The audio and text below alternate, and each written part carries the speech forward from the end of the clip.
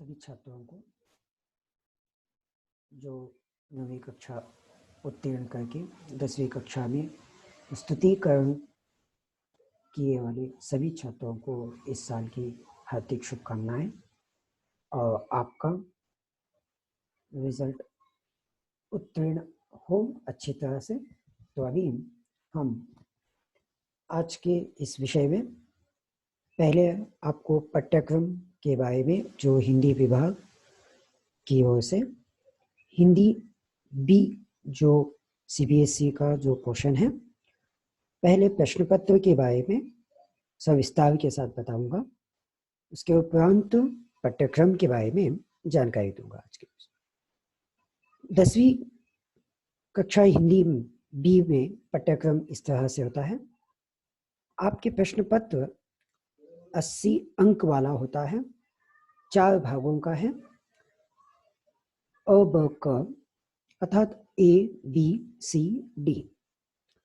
पहला क्या होता है, पहला भाग में विषय वस्तुकरण मतलब अतः तो वहां पे पठन कौशल्य में गद्यांश और काव्यांश दोनों विषयों से संबंधित आपको दिया जाता है।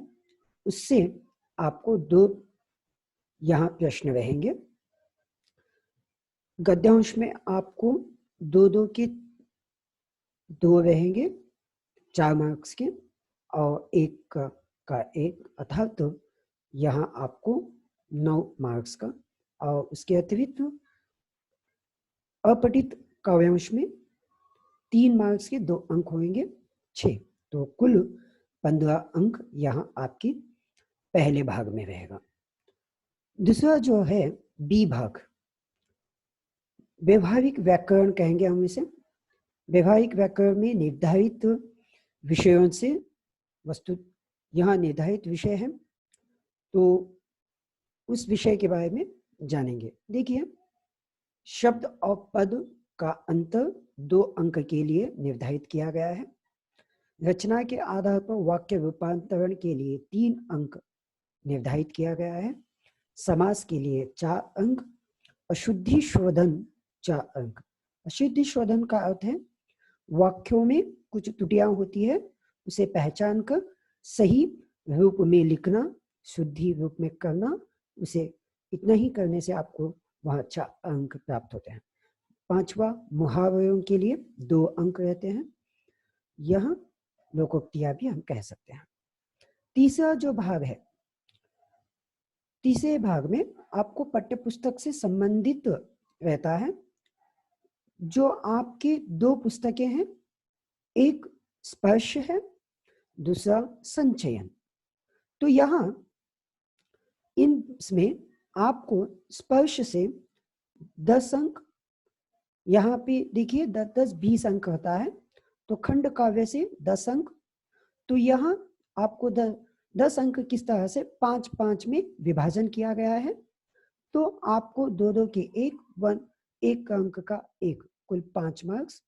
और ये क्या होता है, दीर्घ उत्तर रहता है, 5 अंक का 1 ही प्रश्न रहेगा। इसके अतिरिक्त दूसरा जो भाग इसमें है काव्य खंड, ये भी 10 अंक का है। वो पहले इसमें 2-2 अंक के 2 प्रश्न, 1 अंक का 1 प्रश्न, दूसरे में 5 अंक का 1 प्रश्न। अभी इसी में जो मैं बताया संचयन से संबंधित पाठ से, उसमें से 1 प्रश्न रहेगा 5 अंक के लिए। अंतिम पड़ाव जो डी भाग जो है, विभाग जो है, उसमें लेखन कार्य रहता है।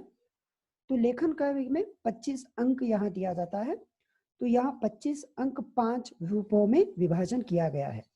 पहले में आपको एक विषय से संबंधित जो विषय आपको दिया जाता है, व्यवहारिक जीवन में से जो जुड़े हुए विषयों को वहां दिया गया जाता है, उस विषय से संबंधित 80 से 100 शब्द तक एक आपको अनुच्छेद लेखन लिखना रहेगा, अर्थात ऐसे भी हम कहेंगे 5 अंक के लिए। दूसरा जो है आपको औपचारिक पत्र लिखना रहेगा। तीसरा जो है सूचना पलक लिखना है, वो भी पत्र के जैसा रहेगा, सूचना देने के तौर पे सूचना फलक, उससे 5 अंक रहेंगे। चौथा क्या है, आपको एक संवाद लेखन करना है, अर्थात तो दो व्यक्तियों में जो बातचीत होती है, आपसी बातचीत जो होती है, उसे हम वाद विवाद भी कह सकते हैं। तो यहाँ संवाद लेखन आपको करना है, 5 अंक मिलेंगे। अंतिम जो है, आपको 25 से 50 शब्दों के अंतराल में आपको विज्ञापन अर्थात एडवर्टाइजमेंट बनाना है, उसके लिए 5 अंक।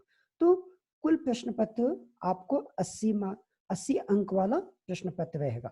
तो अभी हम अगला जो पड़ाव है, पाठ्य पुस्तक में आपको इस साल क्या क्या अध्ययन करना है, आपको क्या अध्ययन करना है, इससे संबंधित विषय सूची मैं अभी आपको बताता हूँ।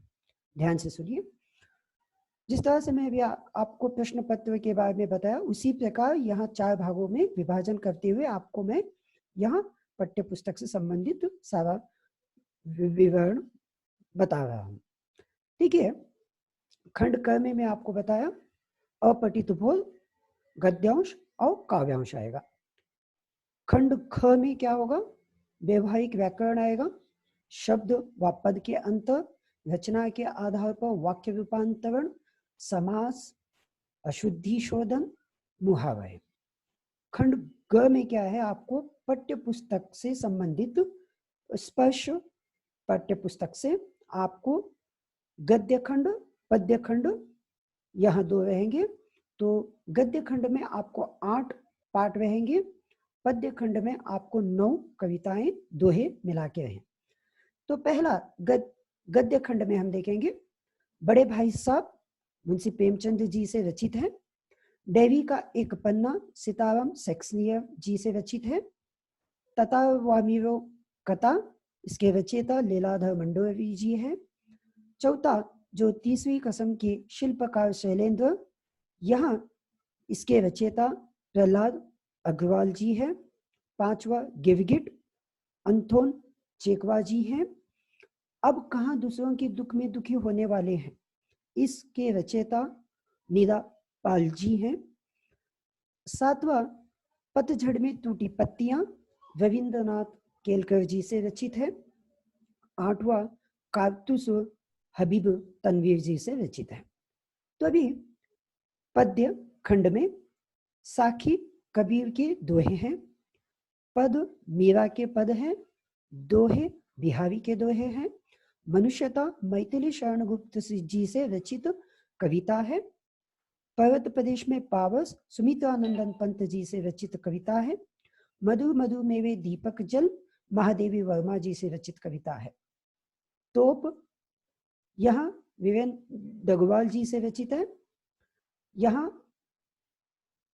8वां जो कब चले हम फिदा, कैफी आजादी आजमी जी से रचित है। 9वां आत्मत्राण रविंद्रनाथ ठाकुर जी से रचित कविता है। इसके अतिरिक्त आपको दूसरा जो पाठ्यपुस्तक है, संचयन भाग 2 में आपको 3 यहाँ पाठ आएंगे। तो पहला हरिहर काका मैथिली शरणगुप्त जी से रचित है, ये एक एकांकी है। सपनों के से दिन गुरुदयाल सिंह जी से रचित है। टोपी शुक्ला, यहाँ जो टोपी शुक्ला जो यहाँ 2 धर्मों के बारे में बताया गया है और किस तरह से यहाँ 2 मित्रों के बारे में भी यह आपको जानकारी प्राप्त होगी। यहाँ इसके रचयिता राही मासूम रजा जी है। तो खंड ख में आपको बताया, देखिए लेखन कार्य है अनुच्छेद लेखन, पत्र लेखन, सूचना लेखन और संवाद लेखन, विज्ञापन लेखन।